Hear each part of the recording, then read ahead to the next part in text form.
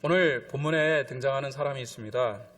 사마리아 성에서 오랫동안 마술을 행해 사람을 놀라게 했던 시몬이라는 사람이 본문에 기록되어져 있습니다. 본문에 설명된 이 마술이 어떤 것인지는 잘 모르겠어요. 하지만 그의 마술이 사마리아 사람을 놀라게 했다. 9절에 기록되어져 있어요. 9절에 보니까 그 성에 시몬이라는 사람이 전부터 있어 마술을 행하여 사마리아 백성을 놀라게 하며 자칭 큰 자라니, 그의 마술이 사람을 놀라게 했고, 또 사람들은 이 시몬의 마술의 행함을 보고서 이 사람에 대하여서 하나님의 능력이다라고 그렇게 표현했다. 10절입니다. 낮은 사람부터 높은 사람까지 다 따르며 이르되 이 사람은 크다 일컫는 하나님의 능력이라 하더라. 그러니까 이 사람은 아마 초자연적인 능력을 발휘하는 마술을 펼쳤던 것 같습니다. 이런 초자연적인 능력을 행했던 시몬이라는 사람이 빌립 집사의 전도를 받고 세례를 받게 됩니다. 그리고 신앙생활을 시작하게 된 것이지요. 그런데 그의 신앙의 모습은 참 우리가 본받을 만하다라고 느껴지지는 않는다는 것입니다. 성경이 지금 표현하려고 하는 중요한 내용은 시몬 집사의 신앙생활의 문제점입니다. 성경은 시몬이라는 사람의 신앙생활을 비교적 상세히 기록해 놓았습니다. 그 이유가 무엇일까요? 그것을 통해서 우리로 하여금 교훈을 얻게 하기 위함입니다. 본문을 통해서 시몬의 신앙을 한번 분석해보고 그 다음에 바른 신앙은 무엇인지를 오래간만에 한번 좀 고민해보는 그런 시간을 갖기를 원합니다. 여러분, 오늘 시몬의 모습을 보면서 이 사람은 외적으로는 참 괜찮은 신앙의 모습을 가졌다는 것을 우리가 보게 됩니다. 자, 시몬에게는 믿음이 있었습니다. 12절 13절 상반절에 빌립이 하나님 나라와 및 예수 그리스도 이름에 관하여 전도함을 그들이 믿고 남녀가 다 세례를 받으니, 그 다음에 어땠다? 시몬이 어떻게 했다고요? 시몬도 믿었다. 시몬도 믿었다는 것입니다. 이 시몬에게는 믿음이 있었습니다. 믿음이 있었으니까 신앙생활을 시작할 수 있었겠죠.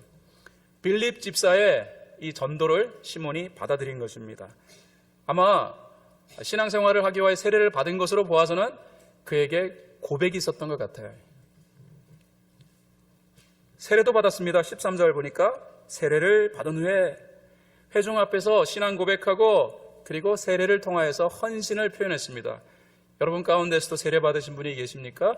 여러분들도 똑같은 그런 과정을 거쳐 세례 받으셨죠? 세례 받을 때 신앙의 고백을 했고, 그리고 많은 회중들 앞에서 이제부터 내가 열심히 신앙생활 하겠다라는 헌신도 하셨을 것입니다. 뿐만 아니라 이 시몬은 열심도 있었습니다. 13절 중반절에 보니까 전심으로 빌립을 따라다녔다. 여기 전심이라는 말이 나옵니다. 열정을 가졌다는 것입니다. 신앙생활 할 때 그냥 소극적으로 하는 사람도 대다수인데 이 시몬은 빌립 집사가 복음 전하는데 전심의 마음을 가지고 참여한 열정의 사람이었습니다. 그러므로 이 정도의 내용을 쭉 살펴보면은 괜찮은 신앙인이다라는 생각을 갖지 아니할 수 없는 것이죠. 근데 그런가요? 오늘 본문 여러분이 쭉 읽어보시면은 근데 이 사람이 왠지 모르게 좀 찝찝하다라는 생각을 우리가 갖게 됩니다. 이 사술을 행하면서 사람들에게 알려졌던 유명 인사가 빌립의 복음 전파를 통하여서 복음의 삶 안으로 이동했습니다. 이에 대하여서 의심할 여지가 없어요. 그러나 본문을 계속 읽어가면서 그런데 왠지 이 시몬의 신앙이 조금은 좀 불완전하다, 조금은 좀 균형 잡히지 않았다라는 사실을 우리가 감지합니다. 뭔가 그의 신앙이 좀 불편하게 우리에게 다가옵니다. 그 이유가 무엇일까? 여러분 생각해 보셨나요? 저는 본문의 말씀을 쭉 읽으면서 내 마음을 불편하게 만드는 이 시몬의 신앙의 모습 무엇일까? 그런 질문을 가지고 본문에 접근해 보았습니다. 여기서 저는 한 가지 내 마음을 불편하게 하고 뭔가 그 시몬의 신앙의 삶 가운데서 찝찝하게 느껴졌던 그 이유 하나를 발견했습니다. 이것은 시몬이 가지고 있었던 관심, 그 관심 때문이다. 이 사실을 제가 발견하게 된 거예요. 여러분, 신앙생활의 시작은 무엇으로 시작되는 것일까요? 예수 그리스도의 만남입니다. 그리고 예수 그리스도 안에 담겨져 있는 이 십자가의 도에 우리는 반하는 거예요.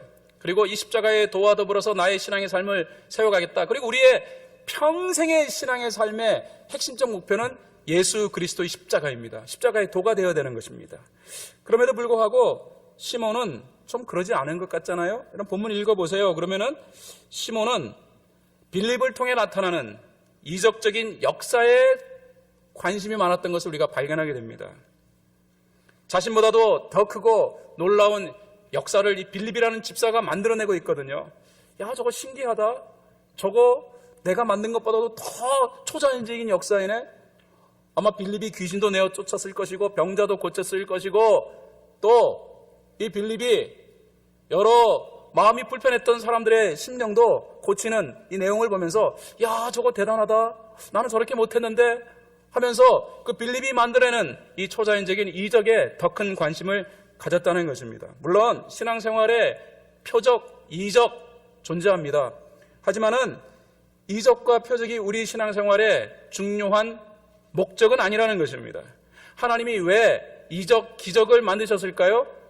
그것에 혹 가라고 하나님이 만드신 것이 아니라 그 이적을 통하여, 기적을 통하여서 하나님은 살아계시고 그리고 그 하나님이 바로 우리의 삶의 진정한 주인이 된다는 사실을 가르쳐 주시기 위하여 하나님이 이적을 우리에게 보여주시는 것입니다. 그런데 시몬의 최대 관심은 표적에 있었습니다. 사도들이 전하는 십자가의 도보다 표면적으로 나타난 표적과 능력에 더 큰 관심을 가지고 있었다는 것이 바로 시몬의 문제였다는 것입니다. 여기서 저는 여러분에게 질문 하나를 던지고 싶어요.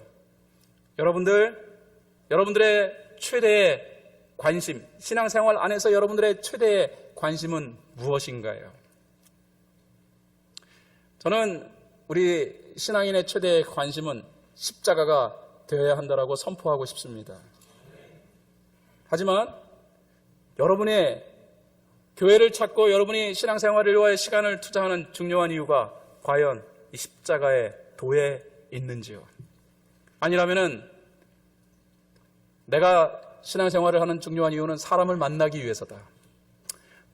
살다 보니까 너무 외롭고 힘들어서 일주일에 한 번씩은 말통하는 우리 한국 사람끼리 모여가지고서 마음껏 수다 한번 떨어보고 싶은 그러한 것에 더 많은 관심을 가지고 계신지는 않으신지요?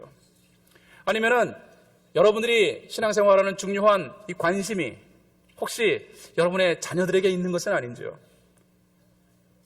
그래서 내가 교회 나와야 우리 자녀들도 나오니까 나는 별로 교회 나오고 싶은 마음이 별로 없는데 나는 좀 쉬고 싶고 좀 그런데 내 자녀가 그래도 잘 돼야 되니까 내 자녀에게 신앙은 가르쳐줘야 되니까 그래서 자녀를 교회 데리고 나오기 위하여서 할 수 없이 교회에 나오셨다면 여러분의 신앙의 최대의 관심은 자녀입니다.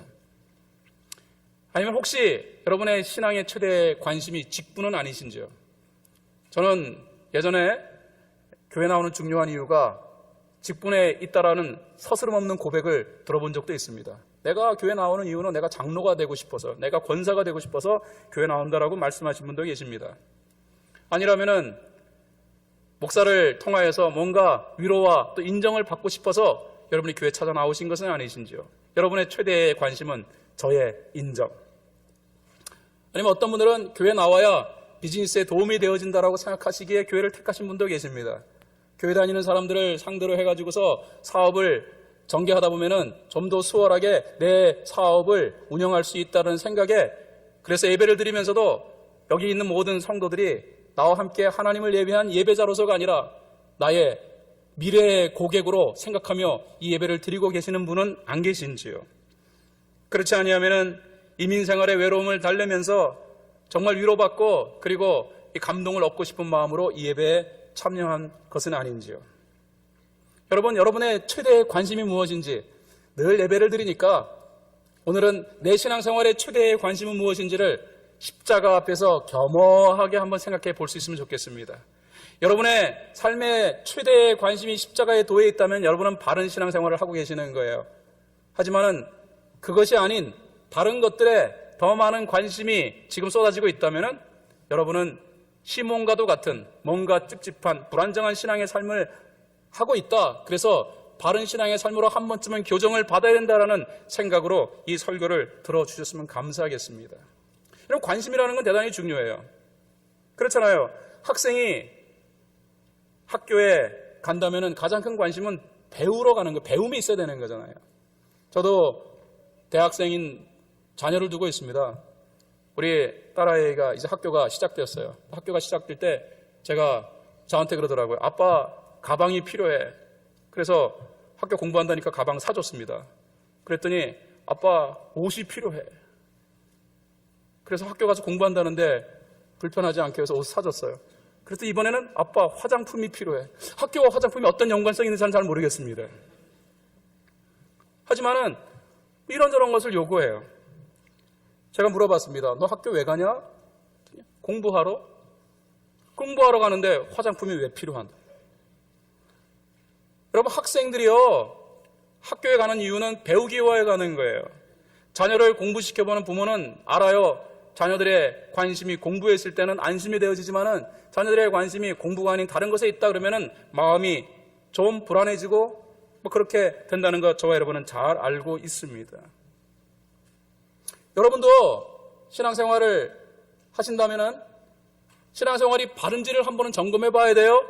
내 신앙생활이 바른가를 점검해 보는 최선의 방법이 있습니다. 그것은 지금 이 순간 Here and now 여기서 예배를 드리며 여러분의 최대의 관심은 무엇인가를 생각해 보는 거예요.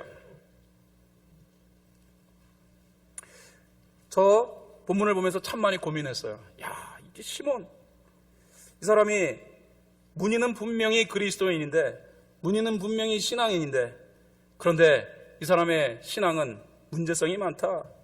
왜 이런 문제가 생겼을까? 이것을 고민해 봅니다. 시몬의 근원적 문제는 어디서부터 시작된 것일까? 우리가 한번 생각해 봐야 돼요. 진지하게요. 제가 본문을 묵상하면서 한 가지 사실 하나를 발견했습니다. 내가 볼 때 시몬은 신앙에 입문했지만 꼭 있어야 할 중요한 한 가지를 그가 지금 도외시하고 있다는 사실, 그 한 가지가 기록되어 있지 않아요. 그것이 지금 본문 가운데 빠져 있다는 것을 발견했습니다. 그게 뭔 줄 아십니까? 그게 바로 conversion, 회심이라는 거예요. 한자로 회자라는 것은 바꿀 회자예요. 돌이킨다는 돌이킬 회자예요. 그리고 심자는 마음 심자예요. 회심이란 말, 영어로 conversion이라는 말은 마음을 돌이키는 거예요. 여러분, 신앙의 첫 출발은 바로 내 마음을 돌이키는 것부터 시작되어지는 것입니다. 우리가 왜 마음을 돌이켜야 될까요? 그렇습니다. 우리의 본질을 우리가 이해하면은요, 내가 돌이키지 아니하면 내 삶에 소망이 없다는 사실을 발견하기에 우리는 이 회심의 문제를 생각하지 아니할 수 없는 거예요. 나의 문제가 무엇인지. 로마서 3장 23절에 보면은 모든 사람이 죄를 범하였으며 하나님의 영광에 이르지 못하더니라고 되어 있습니다. 우리 생각할 때는 나는 그래도 좀 괜찮은 사람이려니 생각할지 모르지만은, 그러나 성경이 정의하는 우리의 실존, 우리의 실체는요, 좋지 않다는 것입니다. 하나님이 밥맛 없어 한다는 것입니다. 아니, 하나님을 만날 수 있는 그 어떤 근거도 우리에게 없다는 것을 로마서는 우리에게 말하고 있는 거예요. 모든 사람이 죄를 범하였으며 하나님의 영광에 이르지 못하더니. 여러분은 괜찮은 자라고 생각하십니까? 여러분이 괜찮은 사람이라서, 그래서 우리 주 예수 그리스도께서 여러분을 신앙의 자리로 불러주셨다고 생각하십니까? 여기서부터 우리의 신앙은 문제성을 노출할 수밖에 없는 거예요. 우리 가운데서 괜찮은 사람 단 한 사람도 없어요. 죄송합니다. 오늘 예배 처음 나오신 분 계시다면은 목사가 저런 말을 하나라고 여러분이 괴로워하실 것 같아요. 하지만은 저는 성경의 본질을 여러분에게 설명하는 것입니다. 우리 가운데서 하나님을 만날 수 있는 그 어떤 자격과 그리고 위치를 확보한 사람은 단 한 사람도 없다는 것입니다. 한마디로 하나님은 우리를 밥맛 없어 하십니다.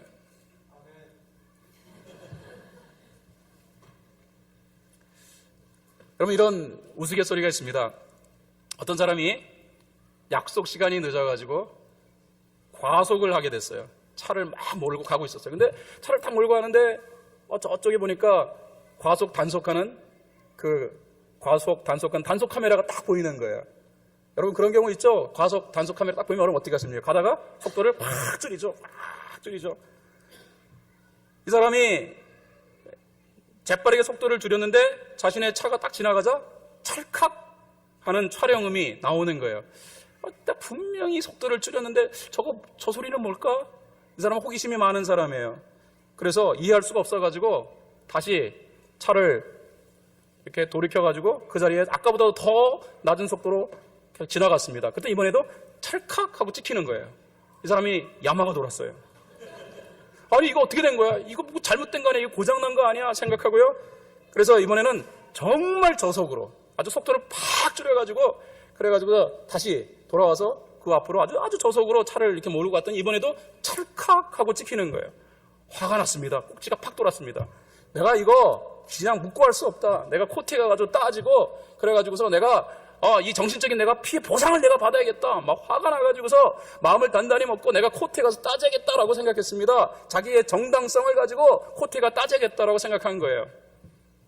그럼 며칠 후에 이 사람에게 티켓이 날라왔습니다. 3장. 거기에는 그 사람의 그 교통 위반 사유가 이렇게 적혀 있었습니다. 안전벨트 미착용. 여러분 재미있는 얘기입니다만 우스운 얘기입니다만 시사하는 바가 큽니다. 우리는요 우리의 실존을 사실은 착각하고 있어요. 나의 문제가 이것일 것이다라고 생각합니다. 그러나 아셔야 돼요. 우리에게는 본질적 문제가 있다는 것을 아셔야 됩니다. 죄송합니다. 여러분의 본질적 문제는 여러분은 절대로 하나님의 영광 근처에 가지도 못할 철저한 죄라는 것입니다. 그럼에도 불구하고 우리는 예수 그리스도를 믿습니다. 제가 한번 이런 생각을 해봤어요. 여러분 예수님이 이 땅에 오셔가지고 우리의 죄를 도말하시고 우리를 하나님과 화해시키기 위하여 무엇을 하셨나요? 우리 주님은요 이 땅에 성육신의 모습을 가지고 오셨습니다. 그리고 자기를요 골고다 십자가 산상에서 깨뜨려 버리셨습니다. 자기를 찢어버렸어요. 피 흘리고 아주 철저한 죄인의 모습으로 절규하며 돌아가셨습니다. 그리고 우리는 그 예수 그리스도를 통하여서 하나님과 화해되었다라고 얘기하죠. 근데 이 부분은 우리가 늘 듣던 얘기이기 때문에 그렇지 하도 듣다 보니까 이제는 그런 얘기를 듣더라도 그냥 별 감동이 없어요. 그리고 그 얘기를 듣더라도 이게 왜 그렇게 이루어져야만 되는가에 대한 어떤 생각 없이 그냥 그 얘기를 우리가 그냥 수긍해 버립니다만 한번 생각해 보시기 바랍니다. 하나님은 어떤 분이십니까? 하나님은 전능의 하나님이십니다. 하나님은 말씀으로 온 천지 만물을 창조하셨습니다. 그렇다면 우리의 죄의 문제도 하나님은 말씀 하나로 간단하게 해결할 수 있지 않겠습니까? 하나님의 전능성은요, 그것은 우리가 생각하는 것보다도 훨씬 더 위대한 것입니다. 온 우주 만물을 손 하나 까딱 하지 아니하시고 말씀으로 다 창조하셨습니다. 전능하신 하나님, omnipotent, God is omnipotent. 하나님은 전능하신 하나님이시기 때문에 말씀 하나로 우리의 죄악의 문제를 해결할 수 있지 않으실까요? 그럼에도 불구하고 자신의 하나밖에 없는 아들을 이 땅에 성육신시켜서 인카네이션 육체를 가진 인간의 모습으로 보내신 이유가 뭘까요? 그것도 십자가 위에서 갈기갈기 찢어버리시면서 아주 처참한 이 죽음을 경험케 하신 이유가 뭘까요? 여러분 아셔야 돼요. 그만큼 우리와 하나님 사이의 간격은 크다는 것입니다. 하나님이 말씀으로 해결할 수 없을 만큼, 전능하신 하나님이 말씀으로 해결하지 못할 만큼의 우리와 하나님과의 간격은 심각했다는 것입니다. 하나님 자신이 자기 자신을 죽여서 그래서 우리의 죄의 문제를 해결해야 될 만큼 우리와 하나님 사이의 간격은 천국과 지옥의 간격만큼이나 멀었다는 것입니다. 이것이 우리의 본질의 모습이에요. 우리의 본래의 모습이에요. 그런데 우리는 이렇게 생각하는 거예요. 그래도 나는 괜찮은 사람이지? 내가 괜찮은 사람이니까 우리 주님이 나를 불러주셔서 예수 믿게 하셨지? 그리고 오늘 예배드리게 하고 또 나에게 직분도 주시기에 주신 것이지. 야, 그러니까 나는 괜찮지. 내가 조금 부족한 것이 있다면 열심히 조금 없는 것이 부족한 뿐이야. 내가 종종 일이 바빠가지고서 교회 예배 빼먹는 거 요 정도가 나의 부족함이야. 여러분 그렇게 생각하십니까? 아닙니다. 우리 실존의 모습을 이해하셔야 되는 거예요. 시몬은요, 예전에 예수 그리스도 완전히 무관한 삶을 살았던 사람이에요. 하지만 그런 예수를 믿었습니다. 성경을 보니까 그가 믿었다라고 되어 있어요. 도대체 그가 믿은 건 무엇을 믿었는 것일까? 그리고 그가 세례를 받았습니다. 그 사람은 도대체 무엇을 생각하며 세례를 받은 것일까? 그가 빌립 집사를 따라다녔습니다. 그의 열심은 무엇을 위한 것일까? 그런데 안타깝게도 그가 가지고 있는 모든 관심들은 다 예수 그리스도와는 무관한 것이었어요. 그리고 자기를 감각적으로 기쁘게 만드는 그 능력에 심취하여 그것을 얻기 위하여 쫓아가고 있는 이 시몬의 모습, 그 모습이 괜찮은 모습이라 그러면은 베드로는 그 시몬에 대하여서 아주 질책하는 말을 하지 아니했을 것입니다. 20절에 보니까 베드로가 아주 심각한 말을 합니다. 베드로가 이르되 네가 하나님의 선물을 돈 주고 살 줄로 생각하였으니 내 은과 내가 함께 망할지어다. 이거 베드로 늘 축복하던 사람이었습니다. 늘 은혜로운 말을 하던 사도였습니다. 어떻게 쓴지 한 영혼이라도 실족하지 않았으면 하는 마음으로 섬겼던 사람입니다. 그 베드로가 시몬에 대하여서 거의 저주에 가까운 말을 하고 있지 않습니까? 너 망할지어다. 이것은 시몬이라는 사람이 잘못된 신앙생활을 하고 있다는 반증인 거예요.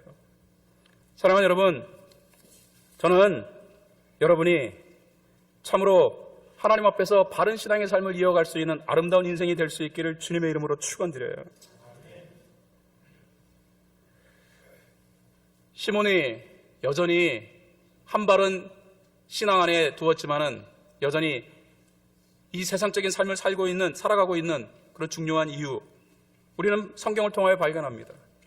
하나님이 주신 은혜를 돈으로 살 수 있을 것이다. 여러분, 우리는 이 시대에 이 세속의 영향 속에 살고 있어요. 엄청난 세속의 영향 속에 살고 있어요. 이 시대는요, 우리가 생각했던 것보다도 더 험악한 시대입니다. 가만히 있으면은요, 이 세속의 영향에 우리 모두가 자연스럽게 물들 수밖에 없어요. 이 시대의 중요한 사조가 무엇입니까? 이 시대의 중요한 사조는요, 진리에 있는 것이 아닙니다. 이 시대에 진리라는 개념도요, 내가 기뻐하면 진리고 내가 기뻐하지 않으면 진리가 아니고, 이것을 포스트 모더니즘이라 그래요. 포스트 모더니즘이 뭡니까? 포스트 모더니즘은 모더니즘이라는 것에 대하여 반동하여 생겨난 사조예요. 1960년대 후반부에 생겨난 것인데요, 그 전까지만 해도 모더니즘, 우리 한국말로 얘기하면 근대주의가 이 시대의 사조였습니다. 그래서 18세기에 계몽주의로 시작되어 가지고서 그다음 모더니즘이 만들어졌는데, 이 모더니즘의 핵심적인 내용은 뭐냐면은 절대 진리를 인정하는 것이고, 그다음에 모든 것을 이성적으로 생각하는 것. 내가 아무리 내가 이럴 것이다 생각하더라도 다른 사람이 와가지고 아니다라고 얘기하면은, 객관적으로 아니다라는 사실을 지적하면, 아, 그렇지, 내가 잘못됐지 하고 그냥 내 생각을, 그리고 나의 고집을 꺾어버릴 수 있었던 것이 모더니즘이었습니다. 그런데 이에 반동하여 생겨난 포스트 모더니즘은요, 절대 진리를 따르는 것이 아니라 기준의 표준이 바로 나에 있는 거예요. 내 생각, 내 감정이 더 중요한 거예요. 그래서 아무리 진리라고 얘기한다 할지라도 내가 이해하지 못하면은 그것은 진리가 아닌 거예요. 이 포스트 모더니즘의 영향을 받아가지고요, 이 시대가요, 하나님이 우리에게 허락하시는 이 절대 진리로부터 우리로 하여금 고민하게 만들고 방황하도록 만들어요. 저는요, 이 시대에 우리 그리스도인들이 정말 똑바로 살지 않으면 안 되겠다는 생각을요, 인터넷 들어가면서 많이 보게 돼요. 그 인터넷 들어가면은 우리가 종종 조선닷컴이라든가 한겨레 신문이라든가 이거 언론 매체로 접하잖아요. 한국의 소식을 좀 접하고 싶어가지고서 들어가잖아요. 그러면은요, 거기 들어가면은 거기 뉴스와 그 다음에 선정적인 사진과 무슨 관계가 있는지 어쨌든 간에 인터넷 웹사이트에요, 그 신문 기사 옆에 이상한 그런 선정적인 사진들이 쫙 있어요. 이게 포스트 모더니즘의 영향이에요. 그러니까 사람들로 하여금 감각적인 것을 추구하게 해가지고서 그래서 자신의 기사를 그래서 읽고 싶다라는 느낌을 받도록 만드는 거예요. 예전 같으면은 뭐 자동차를 판매한다고 하자고요. 그러면 자동차 선전을 어떻게 합니까? 모더니즘의 개념 속에서는 자동차가 뭘 광고합니까? 자동차가 얼마나 튼튼한지, 자동차의 안전성은 얼마나 있는지 이 부분을 강조했잖아요. 그런데 요즘에는 자동차 광고할 때요, 자동차의 뭐 견고함, 자동차의 안전성을 설명하지 않아요. 그런 거 말 안 해요. 그냥 그 옆에 아주 쭉 빠진 미녀 한 명 딱 세워놓고 난 다음에 이것이 고급차다. 그 미녀하고 난 자동차 무슨 관계가 있는지 모르겠어요. 근데 그 옆에서 여자 세워놓으면요, 그것이 고급차가 돼버리는 거예요. 그 옆에 뚱뚱하고 못생긴 데 세워놓으면 그건 저급한 차가 돼버리는 거예요. 이것이 포스트 모더니즘이에요. 이런 영향에 의해 가지고서 우리가 신앙생활을 하더라도요, 내가 기준이 되는 거예요. 내가 절대 기준이 되는 거예요. 이 자리에서 아무리 하나님의 말씀이 진리고 여러분이 이 말씀대로 살아가야 됩니다. 여러분의 최대의 관심은 우리 주 예수 그리스도가 됩니다. 여러분의 최대의 인생의 목적은 주님이 여러분에게 부여한 사명이 되어야 됩니다라고 가르친다 할지라도 그 말이 여러분에게 감동이 되어지면 그렇지, 그것은 나의 사명이지. 하지만은 오늘 여러분이 교회 오시기 전에 기분이 나빴어요. 기분이 심히 안 좋았어요. 그래서 오늘 울적한 이제 앉아있어요. 제가 절대 진리를 여러분에게 선포한다 할지라도 여러분이 마음이 먼저 감동을 안 받으면 그것은 더 이상 진리가 아닌 거예요. 이러한 영향 속에서 살아가요. 이것이 이 시대의 문제라는 거예요. 무섭습니다. 나는 이 시대를 바라보며 우리의 자녀들을 걱정해요. 우리 자녀들이 앞으로 어떻게 될 것인지. 그래서 제가 제 아이들을 위하여 기도할 때마다 이 시대의 흐름에서 성령 하나님 보호하여 주시기를 원합니다.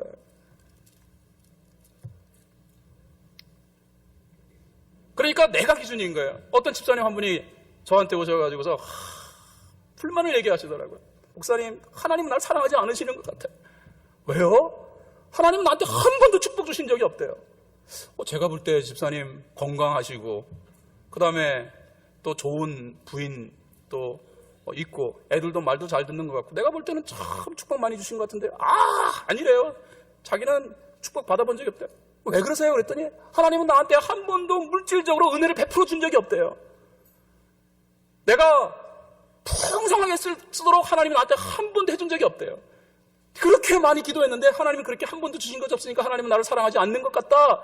그래서 나는 하나님 축복과 무관한 사람이다라고 그렇게 얘기하시더라고요. 말 듣고 그냥 정말 고민됐어요.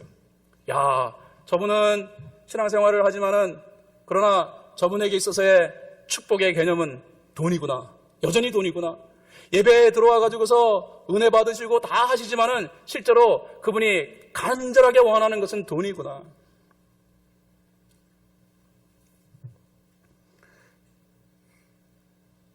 그러므로 우리가 이 시대의 사조를 한번 깊이 있게 고민해 보셔야 돼요. 무서워요. 그래서 제가 요즘에 성도를 위하여 기도할 때마다 저는 이런 기도를 합니다. 이 시대의 흐름에, 이 시대의 사조에 그저 묻혀가는 자가 되지 않기를 원합니다. 지난주에 아주 비극적인 이 시대의 한 단면을 우리가 경험하는 스토리를 들었습니다. 지난주에 있었던 사건이에요. 어떤 할머니 집에 도둑이 들어온 거예요. 복면 강도가 들어온 거예요. 그래가지고서 할머니를 위협하고 그리고 뭐 돈을 이렇게 요구했겠죠. 그리고 그 할머니가 무서워가지고 소리를 지면서 주위에 있는 사람들에게 와서 도와달라고 요청을 한 거예요. 그 옆집에 사는 사람이 이 할머니의 비명소리를 듣고요. 직감적으로 이게 강도가 들었구나 생각하고 그리고 총을 가지고요. 그 할머니한테 찾아간 거예요. 그랬더니 아니나 달라요. 복면을 한 건장한 최고의 이 강도가 할머니를 위협하면서요. 그러면서 아주 살기등등한 모습을 보이고 있는 거예요. 그래서 이 사람이 권총을 이렇게 그 사람을 향하여 겨냥하고서 그리고 손들고 그리고 항복하라고 그랬더니 이 복면 강도가 오히려 자기를 그냥 위해하려고 달려듭니다. 그래서 자기를 보호하기 위해 얼떨결에 총을 쏴버렸어요. 그 복면 강도가 총을 정통으로 맞고 거기서 직사했습니다. 궁금했죠? 도대체 이 강도가 어떤 놈인가? 가면을 딱 벗겨봤더니 여기서 비극의 모습이 드러나는 거예요. 그 복면 강도가 바로 총을 쏜 사람이 15살 먹은 아들이었어요. 나는 그 소리를 접하면서 이 시대가 이게 비극적인 시대구나. 이 시대가 이렇게 흘러가고 있구나. 표류하는 시대가 이 시대구나. 불학식성의 시대가 바로 이 시대구나 라는 사실을 제가 느꼈습니다. 여러분에게 묻고 싶어요. 여러분은 이 시대를 어떠한 관점으로 바라보시는지요? 이 시대는 우리의 삶을 아주 뭉개버릴 만큼 이 강한 영향을 우리에게 보이고 있는 시대다. 이러한 시대에 우리 주님은 우리를 하나님의 은혜의 사람으로 불러주신 것입니다. 십자가 밑에 나아가서 생각을 해본 거예요. 십자가 밑에 나아가서 우리가 생각하면 고민스러울 수밖에 없어요. 저 십자가 어떤 의미일까? 존 스토트라는 저의 멘토, 한 번도 만나본 적은 없지만은 돌아가셨기에, 하지만 저는 그분의 책을 즐겨 읽습니다. 저는 그분의 책을 통하여서 그분이 나의 멘토다라고 정의했습니다. 그분이 쓴 책을 묵상하면서 존 스토트가 한 말이 제 마음을 찔러요. 적어도 십자가 밑에 나아간 사람은, 십자가를 묵상하는 사람은 변화하고 싶어 미칠 것 같은 심정이 들게 되어 있다. 네가 정상적인 그리스도인이라면 십자가를 묵상하는 사람일 것이요, 십자가를 묵상했다면 변화하고 싶어 몸부림치는 사람의 자리에 설 수밖에 없을 것이다. 여러분이 정상적인 그리스도인이라면 오늘 예배를 드리면서 오늘 예배의 가장 핵심인 십자가를 묵상할 수밖에 없어요.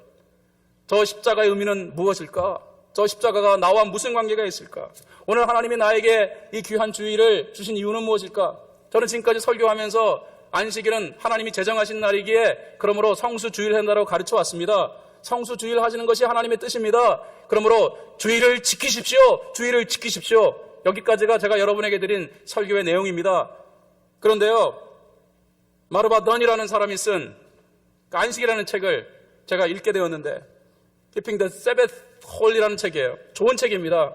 여러분에게 설교 때 소개하는 책들은 한 번쯤은 읽어볼 만한 책이고 검증되어진 책이기에 여러분에게 소개하는 거예요. 그 책을 읽으면서요, 거기 이런 내용이 있더라고요. 우리가 안식일을 지키는 것이 아니라 실제로 안식일이 우리를 지켜준다라고 되어 있더라고요. 제가 성수주일의 개념을 설명한 것보다 이분은 더 한 차원 높은 그런 개념을 말하고 있더라고요. 설파하더라고요. 우리가 안식일을 지키는 중요한 이유는 하나님이 명령하셨기 때문이 아니라 이 안식일을 지킴으로 우리의 삶을 그 안식일이 지켜주기 때문이다. 여러분, 세상이 얼마나 악한지요. 우리가 그러므로 주일 성수 제대로 하지 않으면 그 한 주간 사이에 우리가 세상에 영향을 받을 수 있는 거예요. 세상의 가치에 혼돈되어져서 우왕좌왕할 수 있는 것입니다. 그래서 하나님은 우리를 사랑하여 주셔서 우리 모두를 예배의 자리로 불러주신 거예요. 이 예배가 얼마나 가치 있는 것인가 여러분 생각해 보신 적이 있으신가요? 이 예배가 얼마나 소중한 것인지, 얼마나 하나님이 나를 사랑하셨기에 이 예배로 나를 초청해 주신 것인지 한번 깊이 있게 고민해 보신 적이 있으신지요? 그러므로 여러분에게 이렇게 말씀드리고 싶어요. 우리가 한 번쯤은 고민해 봐야 된다. 혹시 예수 믿는다고 하면서 내 삶 가운데 회색지대는 없는지, 그레이존이라 그러죠. 검지도 않고 희지도 아니하는 그 두루뭉실한 색깔 속에서 내가 살고 있는 것은 없는지. 여러분, 회색지대에 살고 있는 사람은요, 세상 사람이 아니에요. 우리는 회색지대 하면 좋지 아니하는 그런 이미지를 갖습니다. 오히려 시꺼먼 게 낫지, 이것도 아니고 저것도 아니고 흐리멍텅한 삶, 그건 안 좋은 것이다 라고 생각합니다. 그 회색지대에 살고 있는 사람이 세상 사람인가요? 아닙니다. 세상 사람은 아예 분명한 색깔을 취해요. 교회 안 오잖아요. 나는 교회 오는 것보다 일주일 동안 열심히 일했으니까 내일을 위해 나는 쉬겠노라. 안 오잖아요. 그리고 나는 11조 안 하겠노라. 11조 하는 것보다 내가 그것을 은행에다가 어카운트에 넣어놓고 내가 그것을 세이빙하는 것이 앞으로 내 삶을 요하여서 또 누군가를 도와주기 요하여서 더 유익하다. 나는 안 하겠노라. 분명하잖아요. 세상 사람은 분명합니다. 흐리멍텅하지 않습니다. 그런데 흐리멍텅한 사람이 누군가, 복음을 접한 사람이 흐리멍텅해 오히려요. 왜? 세상에 영향을 받았거든요. 세상에 영향을 받으니까, 그러니까 이거 성경은 이렇게 얘기하는데, 성경은 저렇게 얘기하고 있는데 내가 이렇게 따라가면은 이거 아닌 것 같은데 라는 우리의 어떤 이 의심스러운 생각에 의해서 이것도 아니고 저것도 아니고 어정쩡한 자세로 우리는 결국 컴포트 존을 구합니다. 그 컴포트 존이 바로 회색지대인 거예요. 그래서 예배를 드리면서는 우리는 하나님을 찬양하고 하나님 앞에서 우리가 예배를 드리는 어떤 감동을 표현하지만은, 그러나 일단 이 예배가 끝나고 교회 문을 나서는 순간 우리는 세상의 옷으로 갈아입는 거예요. 그리고 세상에 옷을 갈아입고 나가는 거예요.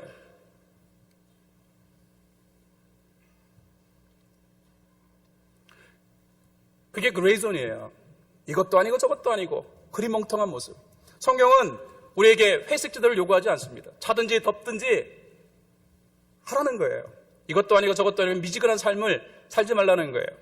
사랑하는 여러분, 시몬이라는 사람의 큰 문제성은 무엇이냐면은 분명히 빌립의 전도를 받아서 세례도 받고 그리고 자기의 삶을 그의 신앙 안에 헌신했지만은 그러나 그는 여전히 자기의 명망을 높이고 다른 사람을 깜짝 놀라게 할 그 어떤 기술, 그 어떤 스킬을 그가 더 구했다는 것입니다. 자기도 못 만들어내는 이적을 이 집사가, 빌립 집사가 만들어내니까 그거 어떻게 하면 나도 그것을 얻을 수 있는가 생각을 해본 거예요. 돈 주면 얻을 수 있나 보다. 그래서 빌립 집사에게 와가지고 돈을 줄 테니까 나에게 그 능력을 달라고 얘기하는 것입니다. 틀렸다는 거예요. 오늘 본문을 여러분이 읽어보시면요, 베드로가 이 부분에 관하여 정확하게 표현하는 내용을 보게 됩니다. 베드로가 얘기합니다.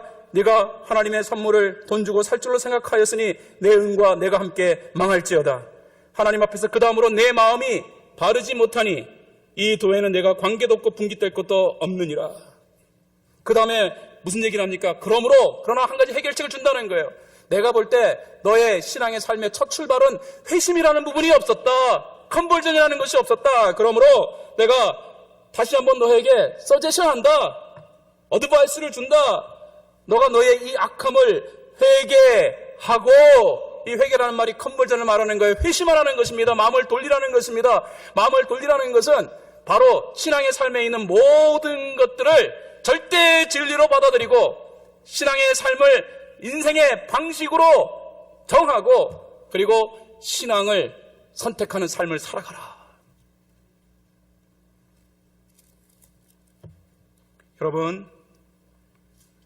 여러분에게는 컨버전의 이 경험이 있으신지요?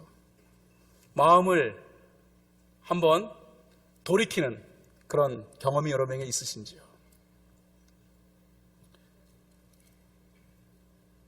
우리가 내 마음을 한번 잘 살펴보고 내 마음속에 이렇게 악함이 있었구나, 내 마음속에 이러한 부족함이 있었구나, 그리고 내 마음을 가지고 한번 고민해 본 적이 있으셨는지요?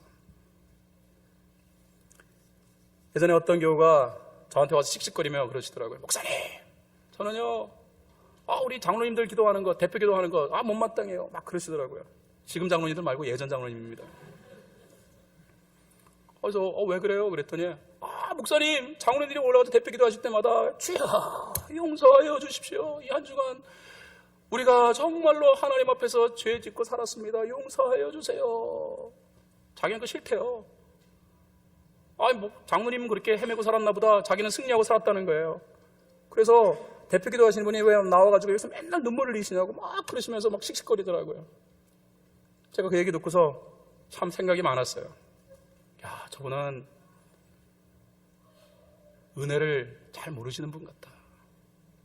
여러분, 우리 아무리 생각을 해봐도 자격이 없는 자에게 예배를 드릴 수 있는 이 위치를 허락했다는 이 사실을 다시금 생각하면요, 그러면은 다시 눈물을 흘릴 수밖에 없어요. 저는 그렇게 생각해요. 오늘도 2부 예배 드리려고요, 이게 제가 제 방에서 기도했었습니다. 기도 이렇게 하고 난 다음에 2부 예배 들어가는데 자신이 없는 거예요. 죄송합니다. 설교를 하는 자가 자신 있게 들어와가지고서 다 아주 감동적으로 이렇게 앉아서 여러분들에게 아주 자신 있게 설교해야 되는데, 사실은 지난 한 주간 동안 제가 좀 헤맸거든요. 그래가지고서 그 2부 예배 홉채플에서 예배를 드리는데 앞에 다 갔는데 거기서부터 그 강당까지가 거리가 얼마 안 되잖아요. 몇 걸음밖에 안 돼요. 그런데 정말로 다리가 천근만근처럼 무겁더라고요. 못 걸어갈 것 같아요. 어떻게 하면 이게 오늘 설교 안 할 수 없을까? 별 생각 다 했어요. 오늘 설교는 아주 간단하게 끝내자. 그러면 성도도 좋고 나도 편하고, 그래서 한 10분에 끝내버릴까? 별 생각이 다 들었어요. 못 나가겠더라고요. 다리가 무거워가지고요. 제가 이렇게 쭉 앉아있는 분들을 한번 돌아봤더니요, 저보다는 나 한 주간 정말로 제대로 신앙생활하고 한 주간 보냈던 분들 같아요. 그런데 저는 지난 주간 완전히 바닥을 이었거든요. 못 나가겠더라고요. 그래도 나왔어요. 나와가지고 설교를 하는데, 그런데 제 마음속에요, 이 자리가 네가 자격 있기에 세운 건 줄 아냐라는 성령의 음성을 다시 듣게 된 거예요. 너는 자격이 하나도 없어. 하지만 내가 너한테 은혜를 베푼 것을 너 아니? 그러니까 그 순간에 눈물이 핑 돌더라고요.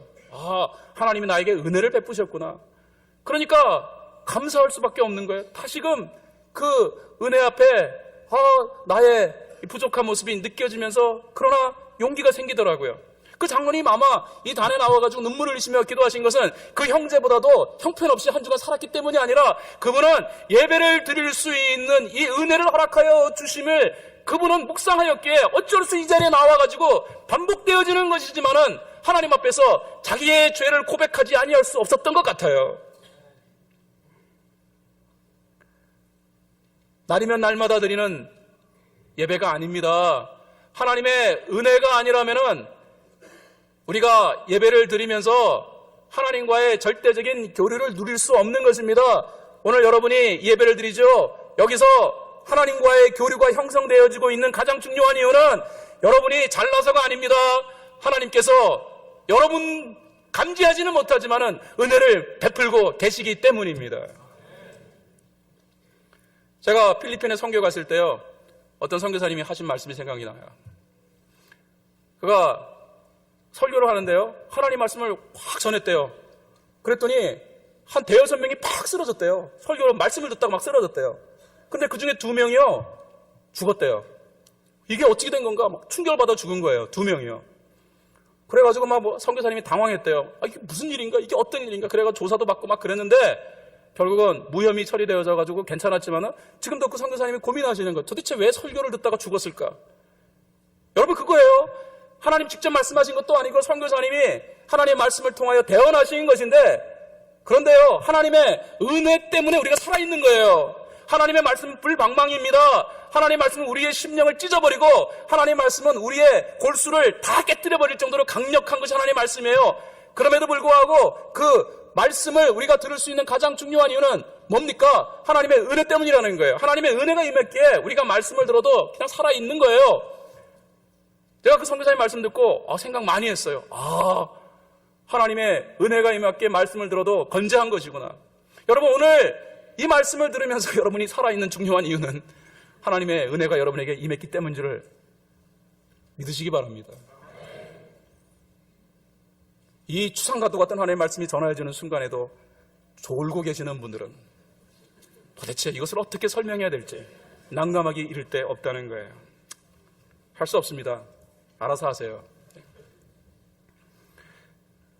하나님의 은혜 때문에 우리가 신앙의 삶을 할 수 있었다. 그러므로 그 은혜 앞에 분명한 액션을 취해야 됩니다. 버릴 것은 버리자고요. 성경에 보면은 이렇게 얘기합니다. 은혜를 새 옷을 입으라 라고 얘기하기 전에 먼저 우리의 옛 관습을 벗어버리고, 바울이 그렇게 격려합니다. 벗어버려야 돼요. 그리고 새 옷 입으라. 그 말은 뭡니까? 정확하게 분명한 신앙의 색깔을 취하라는 의미입니다. 여러분, 우리가 바른 신앙의 삶을 세워갈 수 있으면 좋겠습니다. 한 번쯤은 무거운 주제이지만은 본문이 그러니까 어쩔 수 없이 이 내용을 여러분에게 설교해요. 여러분에게 이 말씀을 전하는 것은 아마 하나님께서 나의 신앙의 삶이 바른 것인가를 한 번은 고민해 보게 하기 위하여 오늘 이 본문을 우리에게 허락하여 주신 줄 압니다. 그러므로 십자가 은혜 앞에서 나는 지금 무슨 관심을 가지고 살아가고 있는지, 그리고 나의 본래의 모습은 어떤 것인지, 하나님이 보실 때 내 심령은 어떠한 것인가를 깊이 있게 한번 고민하는 여러분 될 수 있기를 바라요. 세상 따라가지 마십시오. 여러분 세상 따라가다가 문제 생깁니다. 제 딸아이가 자꾸 오늘 딸아이 얘기를 많이 했는데 이 얘기는 내 딸에게 하지 마십시오. 그러나 어쨌든 지난주에 교통사고를 냈습니다. 근데 얘가 하는 말이 뭐냐면요, 나는 아무것도 잘못 안 했대. 근데 왜 사고를 했냐 그랬더니 앞차를 따라가는데 앞차가 확 쓰는 바람에 그냥 확 들이받았대요. 자기가 들이받았대. 그래서 아빠, 나는 아무 잘못 없다고. 그래서 인슈런스에 연락했습니다. 얘는 아무 잘못이 없습니다. 무혐의 처리된 줄 아세요? 웃기네. 인슈런스에서 그렇게 얘기하는 거예요. 얘는 테일게링 한 거라고. 테일게링이 뭔지 아시죠? 앞차 꼬리를 물고 따라가는 거예요. 간격을 뒀어야지 왜 따라 붙었냐는 거예요. 앞차가 가다가 갑자기 급정거를 하든 뭐든 간에 테일게링 한 사람은 다 잘못으로 처리된다는 거예요. 여러분 나중에 하나님이 여러분에게 너 신앙생활하면서 왜 실수했냐? 왜 신앙생활하면서 왜 무너졌냐? 그럼 여러분 뭐라고 얘기하실래요? 아유, 저는요 잘못한 게 아무것도 없습니다. 저는 아무것도 없습니다. 그런데 왜 실수했냐? 왜 문제 일으켰냐? 하나님 물어보시면은 여러분의 무혐의를 인정해달라고 하나님 앞에 하소연하겠지만은 하나님 이렇게 말씀하실 거예요. 그럼 내가 볼 때는 너는 세상을 쫓아갔다. 세상에 동화된 것은 아니지만은 세상을 기웃거렸다. 그리고 세상 사람은 어떻게 하는지 하나님의 말씀, 성경의 원리를 배우면서도 이 원리 외에 세상의 방식에 관심 가졌다. 그것이 너의 문제인 거야.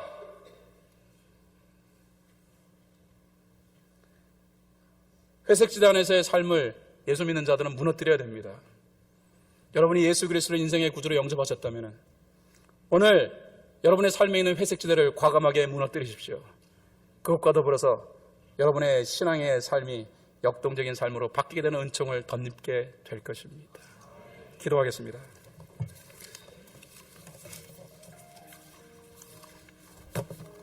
여러분에게 묻겠습니다. 신앙생활 하시는 여러분들의 삶에 있어서의 최고의 관심은 무엇인지요? 지금 현재 here and now 바로 이 자리에서 여러분의 최고의 관심, 여러분의 최대의 관심이 무엇인지를 한번 곰곰하게 되짚어 보시기를 바랍니다. 여러분은 혹시라도 회색지단에 머물고 있는 분은 아니신지요? 모태신앙이라는 간판은 달았지만은 직분 얻은 사람이지만은 그럼에도 불구하고 여전히 세상을 기웃거리며 세상과 동화되어져서 살아가고자 하는 그 마음을 가진 분은 아니신지요?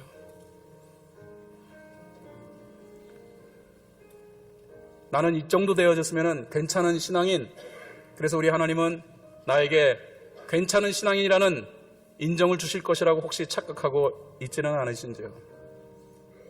그래서 오늘 예수 그리스도의 십자가 밑으로 나와서 다시 한번 나의 실존적인 모습을 돌이켜보며 내가 하나님 앞에서 바른 신앙인지를 한 번은 점검해보는 시간을 갖기를 원합니다. 한 30초 정도 우리 같이 한번 기도해봤으면 좋겠습니다. 주님, 내 모습을 보여주십시오. 환상을 통해서라든지 아니면 오늘 내 눈을 열어서라든지 하나님이 평가하시는 나의 신앙의 모습을 보여주십시오. 내가 바르게 하나님 앞에 서겠나이다. 우리 한 30초 정도 함께 한번 통성으로 기도하지 않으시겠습니까? 기도하겠습니다. 하나님 은혜 감사합니다. 오늘 예배를 드리며 우리의 신앙의 모습을 다시 한번 돌아보기를 원하나이다. 주의 은혜 가운데 우리를 불러주신 것 감사하며 믿음의 삶으로 우리를 불러주심에 감사하며 믿음과 더불어 우리의 삶을 세워가기를 소망하나이다. 혹이라도 우리의 신앙의 모습이 뭔가 찝찝한 모습으로 이어져 가고 있음에도 불구하고 이 사실을 인식하지 못하고 있다면 주님 깨닫게 하여 주시옵소서. 어차피 예수 안으로 부르심받은 인생이기에 그러므로 분명한 색깔을 취하게 주님 도와주시옵시고 과감하게 이 회색지대를 허물어버리게 하여 주시고 믿음의 사람답게 살아가는 인생 될 수 있도록, 그래서 신앙이 허락하여 주시는 놀라운 축복을 누리는 인생 될 수 있도록 도와주시옵소서. 고마우신 주님 감사드립니다. 우리로 하여금 쉽지 않은 주제, 바른 신앙을 한번 생각해 볼 수 있는 기회를 주심을 감사합니다. 십자가 밑에서 내가 바른 신앙인의 모습을 가지고 있는지를 한번 생각해 보게 하여 주시고 나의 최대의 관심이 무엇인가를 한번 돌아보게 하시며 혹이라도 내가 회색지대 안에 머물고 있는 인생은 아닌지를 돌아보게 하셔서 만약에 그러한 존재라면, 그러한 모습을 갖고 있는 사람이라면 과감하게 나의 회색지대를 허물어버릴 수 있는 용기의 사람이 될 수 있도록 도와주시옵소서. 이왕 선택한 신앙의 삶, 주님 절대 주님 신뢰하며 신앙의 방식을 다시 한번 새롭게 하는 우리가 되게 하여 주심으로 바른 신앙인이 누려야 할 모든 은총의 분깃을 누리는 아름다운 인생 되게 하옵소서. 예수님의 이름으로 기도하옵나이다. 아멘.